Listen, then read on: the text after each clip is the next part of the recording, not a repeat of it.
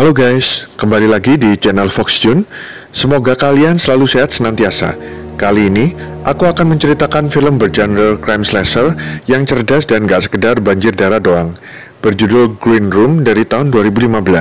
Film ini bercerita tentang 4 personel band punk yang terjebak di sebuah bar skinhead alias neo-Nazi akibat menjadi saksi mata sebuah kasus pembunuhan. Film ini bagus karena barisan aktor pendukungnya yang bukan kaleng-kaleng. Ada Sir Patrick Stewart, si Profesor X dalam film X-Men. Lantas ada aktor muda berbakat yang sayangnya sudah tutup usia, yakni almarhum Anton Yelchin. Bagaimana ceritanya? Selamat menonton, gaspol kuy!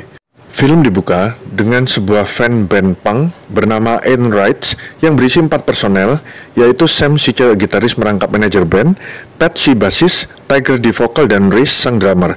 Band ini hidup di jalan, hidup di van mereka, dan hidup dari job manggung dari satu kota ke kota lainnya.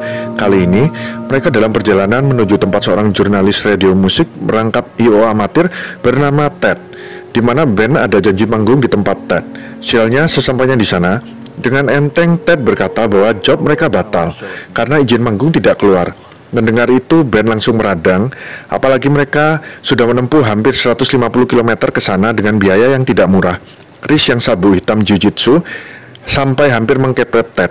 Namun sadar kesalahannya, Ted menghubungi sepupunya yang bekerja di bar neo-Nazi di kota Portland, Amerika, yang memang terkenal dengan gerakan neo-Nazinya, di mana pengikut aliran ini sering disebut skinhead. Namun Ted tidak bisa ikut mereka karena sepupunya yang bernama Daniel itu besok akan datang menginap di rumah Ted bersama pacarnya.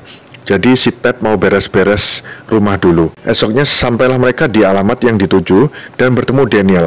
Namun yang aneh, saat Tiger menyinggung soal Daniel dan pacarnya yang hari itu akan menuju ke rumah Ted, Daniel tampak tidak senang dan menyuruh Tiger dan yang lainnya untuk tidak menyinggung hal itu lagi.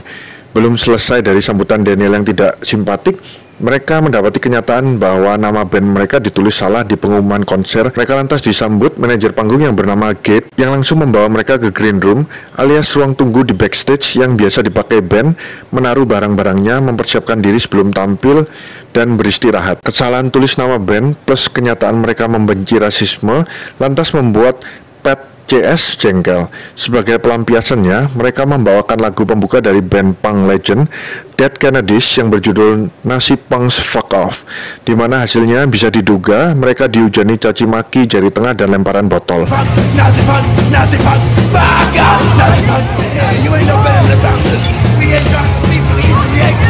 Lantas di tengah-tengah lagu, Pat melihat rombongan band lain yang tampak tidak senang dengan aksi mereka, dan terlihat juga Daniel bersama 2 orang cewek, di mana tampak Daniel memberikan tisu terlipat secara diam-diam pada salah satunya.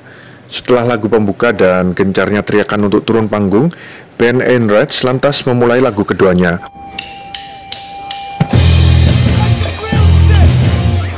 Kali ini, crowd skinhead larut ke dalam lagu itu dan ikut berjingkrak kesetanan. Selesai show, betapa terkejutnya mereka melihat barang-barang mereka yang tadi ditaruh di Green Room tampak sudah dikeluarkan semua, dengan alasan Green Room sedang dipakai istirahat band utama, yaitu Cowcatcher. Karena show sudah selesai dan mereka sudah dibayar, maka hal itu tidak jadi masalah. Namun, Pat lantas mengambilkan HP Sam yang sedang dicas di dalam Green Room. Di saat masuk itulah Pat melihat pemandangan yang seharusnya tidak boleh dilihatnya, yakni salah satu dari 2 cewek yang dilihat Pat di atas panggung tadi terkapar di lantai dengan kepala tertancap pisau. Cewek yang tewas itu bernama Emily. Pelakunya adalah rekan seband Emily di Cowcatcher. Pat secepat kilat menekan 911 sesuai permintaan cewek satunya. Namun Justin, si kru Green Room, langsung berusaha merebut HP Pat yang dibawanya lari. Langkah Pat lantas dihadang anggota band Cowcatcher lainnya yang datang bersama Gabe yang dipanggilnya berkaitan kejadian di Green Room itu. Selanjutnya Gabe menyuruh band Enraged untuk kembali masuk ke dalam Green Room dengan todongan pistol. Lantas Gabe menerima telepon dari polisi di HP Pat yang menelpon balik karena panggilan Pat ke polisi tadi diputus Gabe. Namun anehnya, panggilan itu diangkat Gabe di luar Green Room. Dan begitu masuk ke dalam lagi, dia berkata bahwa polisi akan segera tiba. Namun Gabe rupanya menyusun rencana bersama Clark, bendahara bar neo-Nazi itu, yang lantas membayar sepasang anak kembar skinhead untuk menusuk perut salah satunya, namun tidak fatal. Tujuannya untuk mengelabui polisi yang datang karena telepon Pat tadi. Jadi Gabe justru menyembunyikan kejadian sebenarnya. Bukankah tinggal serahkan saja si pelaku dan beres? Ini akan terjawab nanti. Gabe lantas mengeluarkan 3 member Cowcatcher dari Green Room karena saat itu adalah waktu tampil mereka. Amber yang ternyata juga member Cowcatcher tetap ditahan di dalam Green Room bersama Ben Enrich. Mereka dihalangi keluar oleh Justin yang kini memegang pistol Gabe. Kemudian datanglah pemilik bar itu, pria skinhead 60 tahunan yang bernama Darcy, di mana Darcy langsung mengambil langkah taktis menghapus jejak keberadaan Ben Enrich baik secara digital dengan melacak email, SMS, WA hingga call register dari HP 4 personal Ben Enrich yang disita Gabe, dan juga menghapus jejak keberadaan fisik mereka dengan merancang suatu operasi yang bertujuan melenyapkan Ben Enrich dari dunia. Darcy lantas bernegosiasi dengan Ben Enrich plus Amber yang kekeh baru mau keluar setelah polisi datang. Maka mereka lantas melumpuhkan si bongsor Justin dan menjadikannya sandera. Menyadari Ben itu bukanlah sekedar kumpulan pemuda oon, Darcy tampak marah pada Gabe yang dianggapnya tidak becus. Di dalam Green Room, situasi bertambah pelik saat menyadari jalan keluar mereka hanya dari pintu masuk dan menyadari semua HP mereka termasuk milik Amber sudah disita. Saat menggeledah mayat Emily, Pat menemukan tisu yang tadi diberikan oleh Daniel.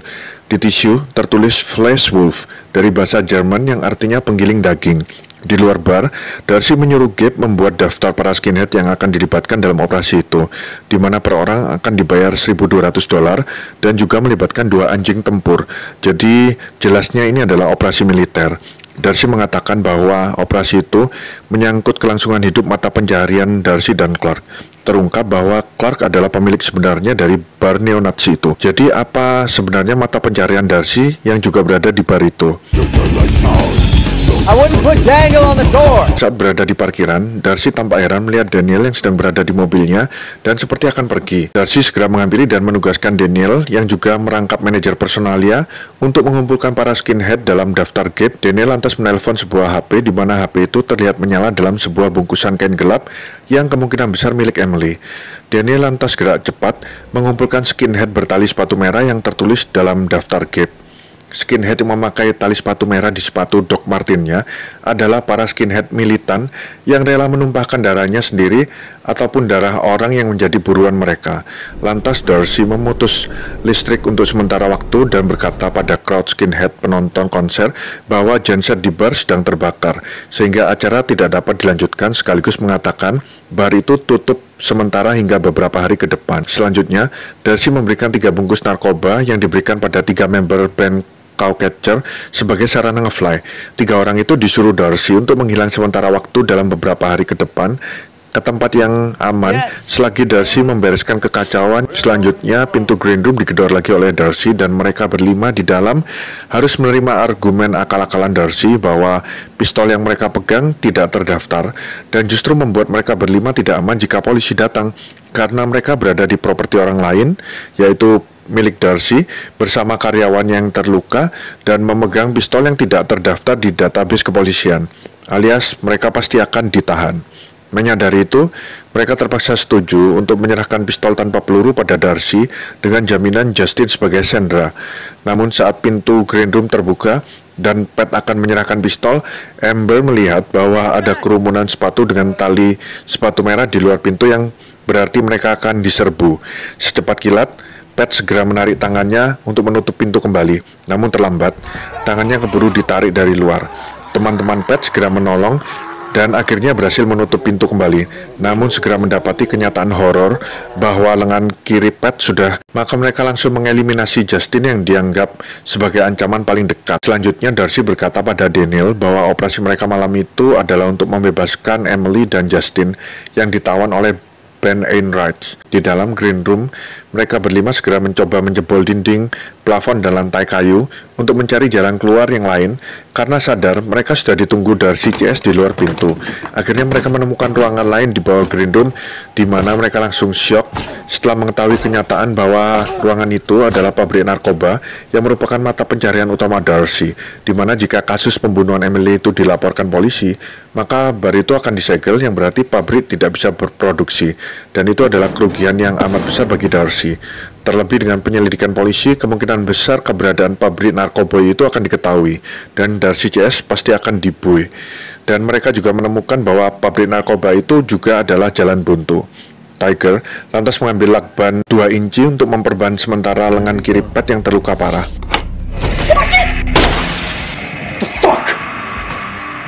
Putus asa dan merasa jalan keluar satu-satunya hanyalah dari jalan masuk, mereka berlima yang masih bingung dan tidak ada gambaran sama sekali apa yang akan mereka hadapi segera tercerai-berai dengan cepat, di mana Tiger segera diterkam oleh Pitbull ganas yang aslinya untuk perang, dan Reese yang karena panik lantas terpencar sendirian dan juga mengambil pintu keluar yang salah, di mana Reese langsung ditikam berulang kali oleh skinhead bernama Alan yang memang sudah menunggu di depan pintu. Si Pitbull beralih ke Amber yang beruntung masih sempat meraih stand mic. Saat mic beradu dengan speaker di panggung, muncul feedback yang memekakkan telinga yang langsung membuat si Pitbull kabur ketakutan. Pat yang menyelamatkan Amber dengan menciptakan feedback tadi lantas menemukan kertas berisi setlist lagu yang dibawakan band Cowcatcher, di mana tertulis Flesh Wolf dalam setlist lagu itu. Lantas Pat, Amber, dan Sam segera masuk kembali ke dalam green room. Sementara itu anjing tempur milik Clark sementara tidak bisa dikerahkan karena feedback dari mikrofon di dalam bar membuat anjing ketakutan, dan apabila dikerahkan 2 pitbull, maka keduanya justru akan berkelahi. Maka Darcy mengutus Daniel yang dari tadi sudah ngebet untuk masuk bersama karibnya Jonathan. Di dalam, Daniel langsung mematikan feedback itu dan langsung menjebol pintu green room dengan mudahnya. Namun ternyata ada agenda lain dari Daniel, yaitu menemukan Emily. Benar, Daniel akhirnya memang menemukannya terbujur kaku tanpa nyawa. Terungkap dari Amber yang adalah karib Emily bahwa Emily adalah kekasih Daniel, di mana mereka berdua sudah muak dengan kehidupan ala skinhead yang rasis, terutama Daniel yang sering terlibat dalam pekerjaan kotor Darcy. Lantas mereka berencana kabur lewat pesan via tisu yang bertuliskan Flesh Wolf. Jadi saat Cowcatcher memainkan lagu itu, Emily akan minta izin ke belakang dan kabur bersama Daniel yang sudah standby di mobilnya. Namun sayang, rencana itu tercium oleh Worm, sang vokalis yang ternyata ada rasa dan akhirnya membunuh Emily karena merasa dikhianati. Namun Worm belum tahu dengan siapa Emily akan kabur. Mengetahui semua belangnya terbongkar, Daniel menyuruh Jonathan yang adalah karibnya untuk segera keluar. Di mana di luar bar, Darcy juga mengetahui rencana Daniel yang ternyata sudah mengenal Emily sejak masih bocil. Dari foto masa kecil dua sejoli itu yang ditemukan di bagasi mobil Daniel bersama barang-barang segabrek mereka untuk dibawa kabur ke tempat yang baru.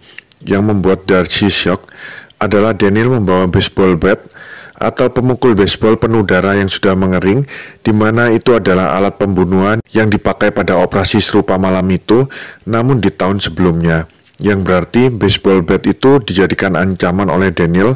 Berikut informasinya akan pabrik narkoboy Darcy agar Darcy CS tidak mengejar mereka. Selanjutnya, Daniel yang sudah khatam akan denah tempat itu segera memimpin untuk membawa Pat, Sam, dan Amber keluar. Saat mengambil peluru shotgun di rak meja bartender tempatnya bekerja, tiba-tiba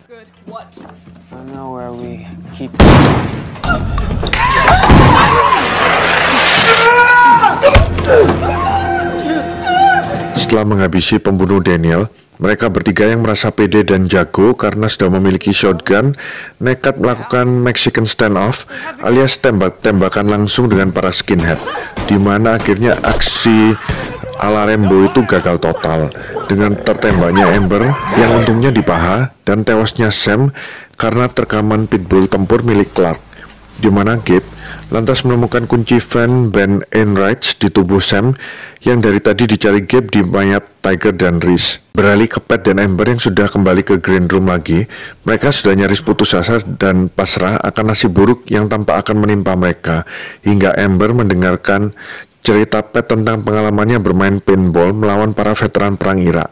Namun tim Pat yang amatiran malah bisa mengalahkan tim pro itu karena salah seorang teman Pat menggunakan strategi yang mengacaukan kebiasaan musuh. Mendengar cerita Pat itu, tercetus di pikiran Amber sebuah ide cemerlang.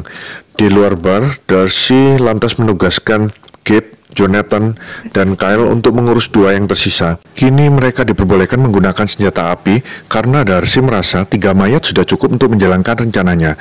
Clark lantas menyuntikkan doping pada Pitbull yang tadi sukses menghabisi Sam, namun sekarat karena tembakan Sam juga. Doping itu untuk memberi si Pitbull tenaga ekstra untuk membantu Gabe CS menyelesaikan tugasnya. Yakin Pat dan Amber akan cepat dibereskan, Darcy dan Clark pergi duluan meninggalkan bar dengan Van Ben Enright menuju rumah Clark untuk menjalankan rencana tahap akhir. Kyle lantas mendapati stok ammo shotgun di rak meja bartender, ternyata Song. Tentu saja karena tadi sudah diambil Pat. Rupanya kedatangan mereka sudah ditunggu Pat dan Amber yang langsung menyalakan feedback mic dari dalam green room sehingga membuat Pitbull yang dibawa Jonathan gusar dan segera kabur. Gabe yang aslinya tidak ingin membunuh memilih bersih-bersih membereskan kekacauan di bar, sementara Jonathan dan Kyle yang masuk ke green room. Keduanya lantas disambut Pat yang sudah menggunduli kepalanya ala skinhead. Mereka berdua yang kaget tidak sempat menembak Pat yang langsung turun ke bawah. Mereka sebenarnya sadar itu adalah jebakan.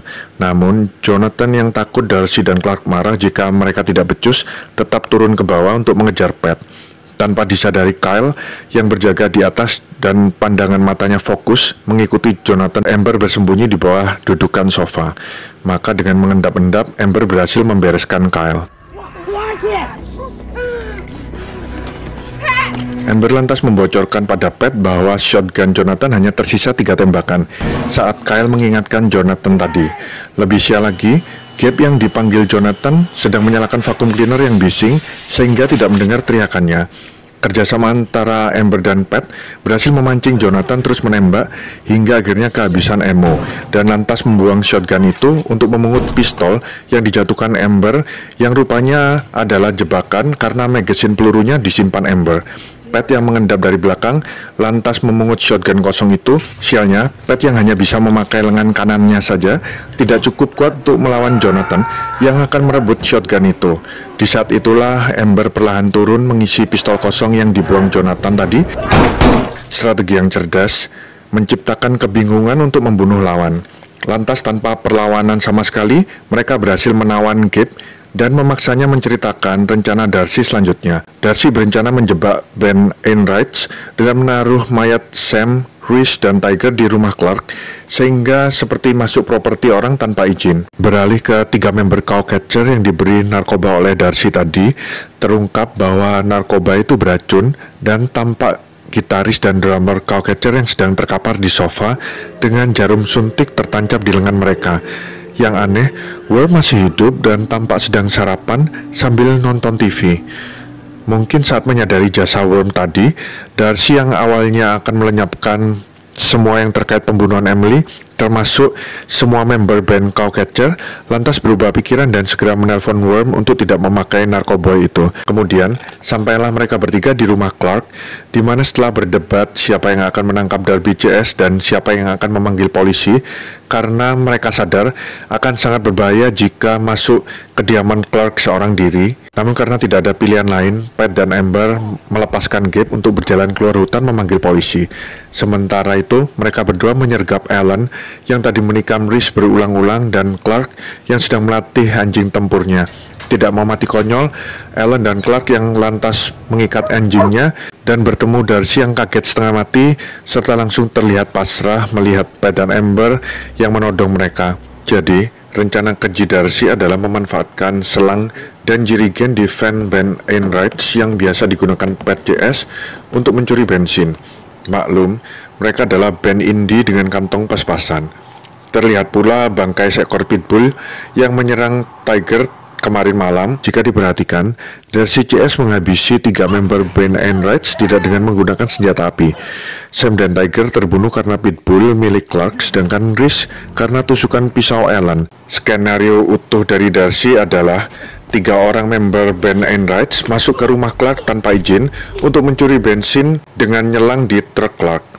Lantas, dipergoki seekor pitbull tempur milik Clark yang langsung menerkam dan mencabik-cabik mereka bertiga. Melihat jasad 3 temannya dalam kondisi tercabik-cabik dan termutilasi, Listen.